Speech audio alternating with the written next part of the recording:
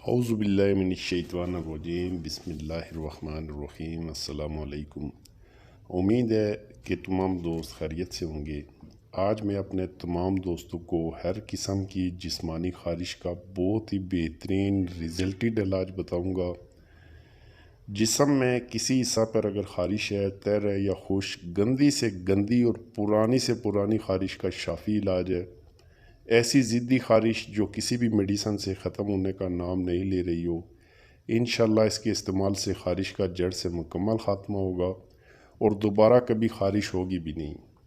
امید ہے آپ کو میری یہ ویڈیو پسند آئے گی، اور اگر میری ویڈیو پسند آئے تو چینل کو سبسکرائب کرنا اور ویڈیو کو لائک کرنا نہ بھولیے گا۔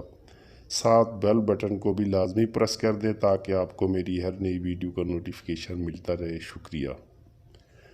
کسی بھی بھائی کو کسی قسم کا کسی بھی بیماری، کسی بھی نسخہ جات کے متعلق معلومات چاہیے ہوں تو مجھے کومنٹ کر سکتے ہیں۔ انشاءاللہ اس چینل پہ ہمیشہ میں ریزلٹڈ نسخہ جات کی ویڈیوز اپلوڈ کرتا ہوں۔ مزید ویڈیوز دیکھنے کے لیے آئی بٹن پر کلک کر کے مزید ریزلٹڈ ویڈیوز آپ دیکھ سکتے ہیں۔ چلتے ہیں اپنے ٹاپک کی جانب تاکہ ہمارا ٹائم ویسٹ نہ ہو۔ خارش دو قسم کی ہوتی ہے، تر اور خشک، لیکن دونوں ہی تکلیف دہ ہوتی ہے۔ خون میں گرم چیزوں کا زیادہ استعمال تکلیف کا باعث بنتا ہے، لہٰذا کوشش کریں کہ گرم چیزوں سے پرہیز رکھیں۔ کھٹی بادی اور تلی اشیاء کا استعمال کم کر دیں۔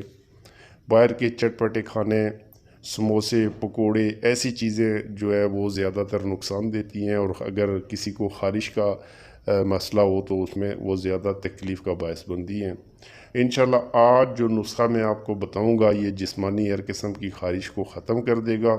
اجزا نوٹ فرما لیں۔ اول شافی، گندھک آملہ سار 20 گرام، گیروں سرخ 20 گرام، کالی زیری 20 گرام، افسنتین 20 گرام، برگ نیم 20 گرام، یعنی تمام اجزا ہم وزن ہی لینے ہیں اور تمام اجزا کا صفوف کر لینا ہے۔ اس کے بعد فل سائز کے کیپسولز بھر لیں۔ استعمال کا طریقہ صرف ایک کیپسول صبح کھانے کے بعد ہمراہ تازہ پانی لیں اور ایک کیپسول رات کو سوتے وقت پانی سے لینا ہے۔ اگر خارش پرانی ہے تو مکمل 1 ماہ استعمال کریں، اور کھٹی بادی تلی اشیاء، سموسہ، پکوڑا، پراٹھا، یعنی تمام ایسی اشیاء جو آئل میں فرائی ہوتی ہے ان سے دوران استعمال پرہیز رکھیں۔